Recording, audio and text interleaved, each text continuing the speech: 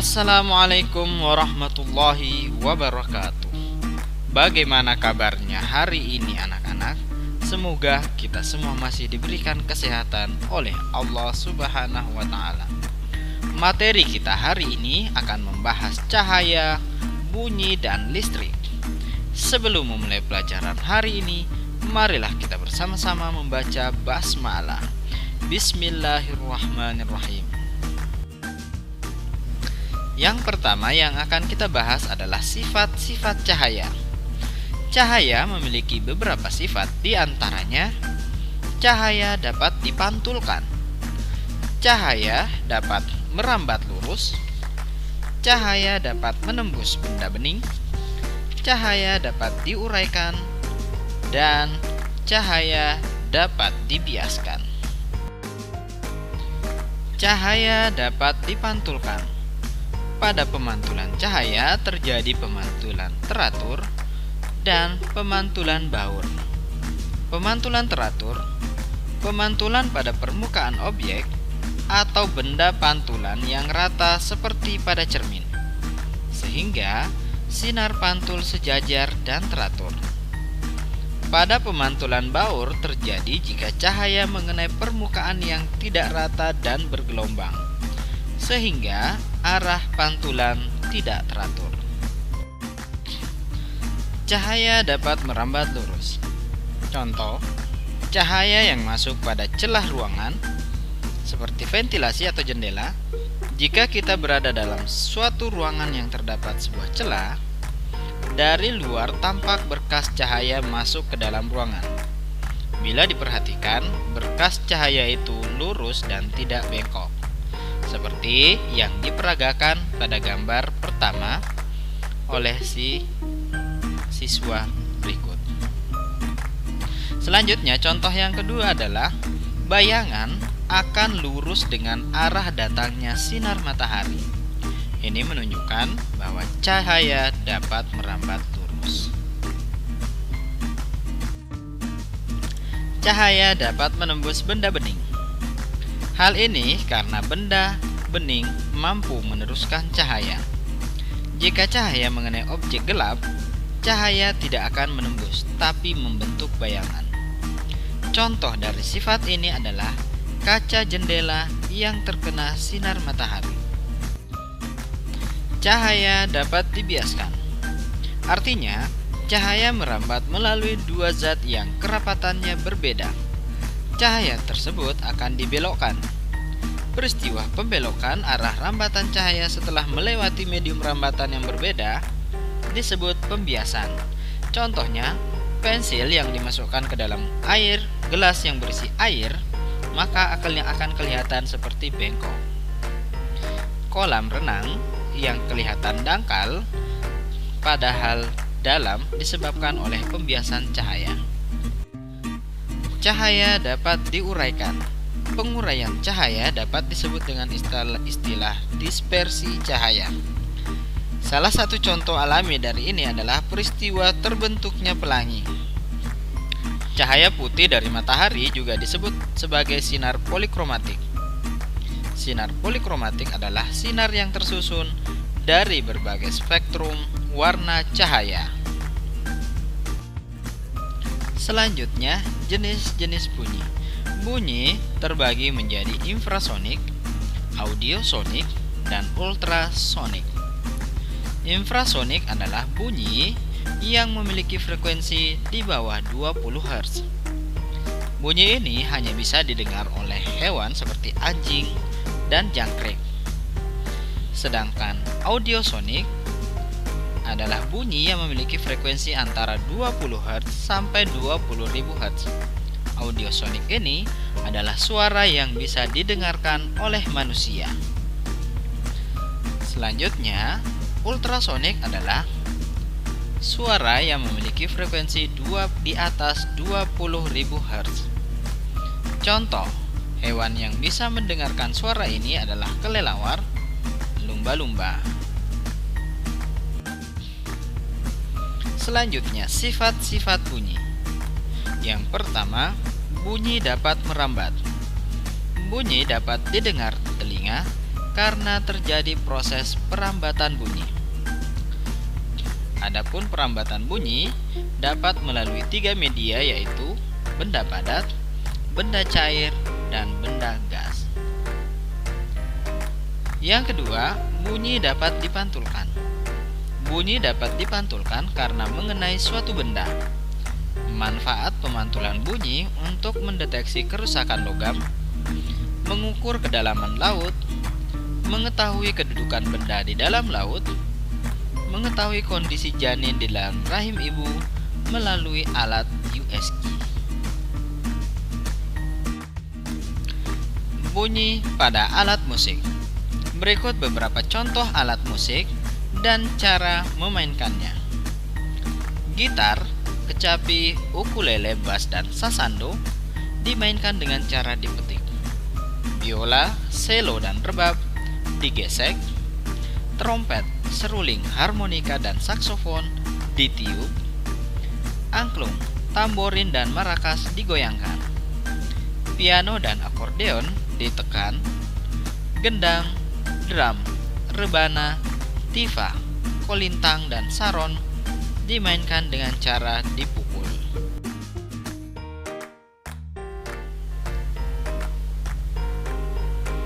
Selanjutnya, rangkaian listrik. Rangkaian listrik tersusun dari komponen-komponen, yaitu sumber listrik, konduktor listrik, alat listrik, dan saklar listrik. Rangkaian listrik terbagi menjadi dua, rangkaian listrik terbuka dan rangkaian listrik tertutup.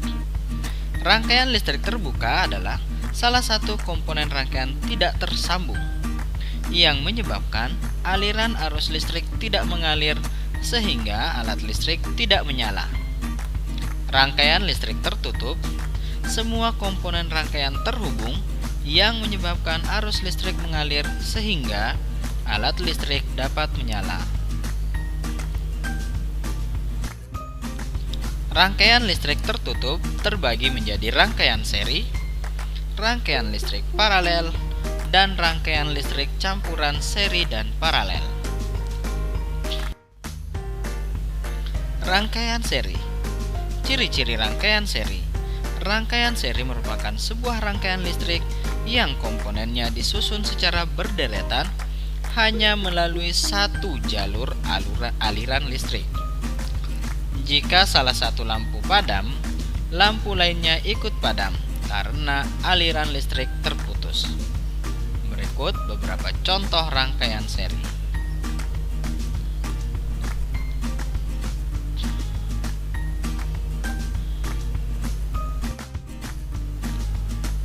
Contoh peralatan yang menggunakan rangkaian seri antara lain senter dan lampu hias.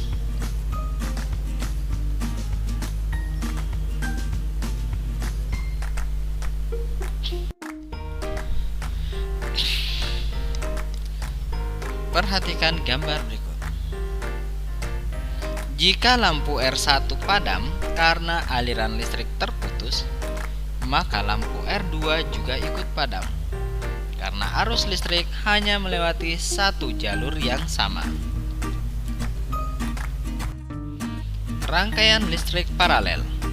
Rangkaian listrik paralel adalah rangkaian listrik di mana alat-alat listriknya tersusun bercabang.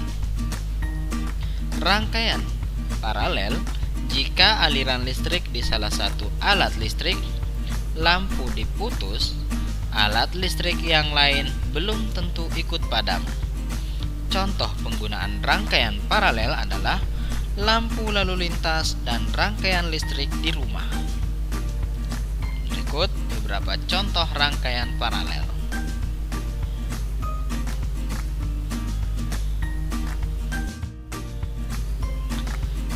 Perhatikan penjelasan berikut. Rangkaian listrik paralel dimanfaatkan pada lampu lalu lintas. Perhatikan bagan rangkaian paralel sederhana di samping.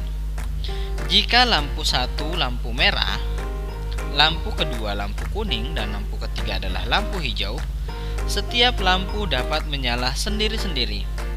karena berada pada percabangan yang berbeda.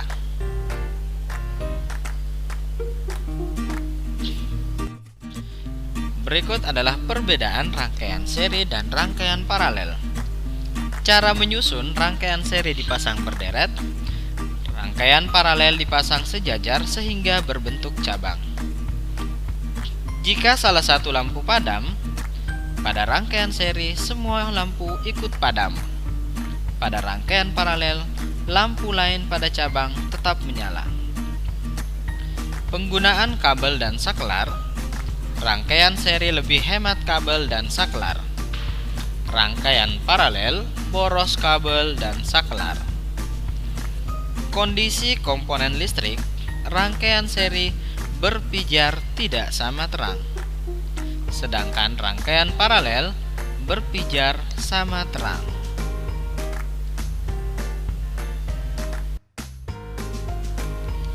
Rangkaian listrik campuran. Perhatikan penjelasan berikut. Jika lampu L1 padam, maka L2 juga ikut padam, karena aliran listrik tidak melewati lampu L2. Akan tetapi, lampu L3 dan L4 akan tetap menyala karena aliran listrik dapat melewati percabangan lain.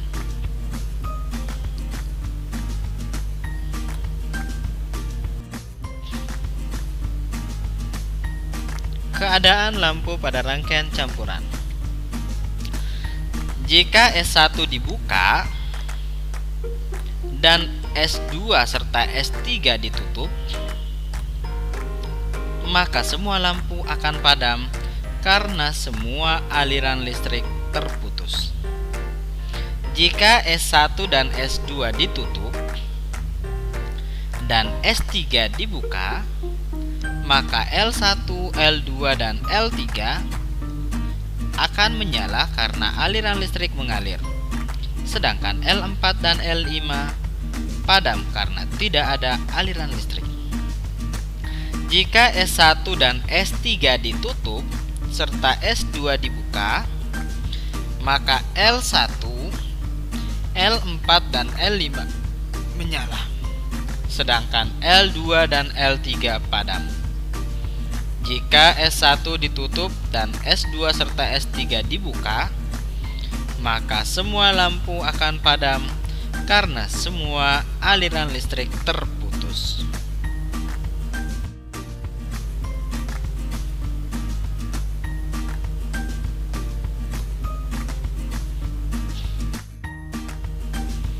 Sekian materi untuk hari ini. Terima kasih atas perhatiannya. Wassalamualaikum warahmatullahi wabarakatuh.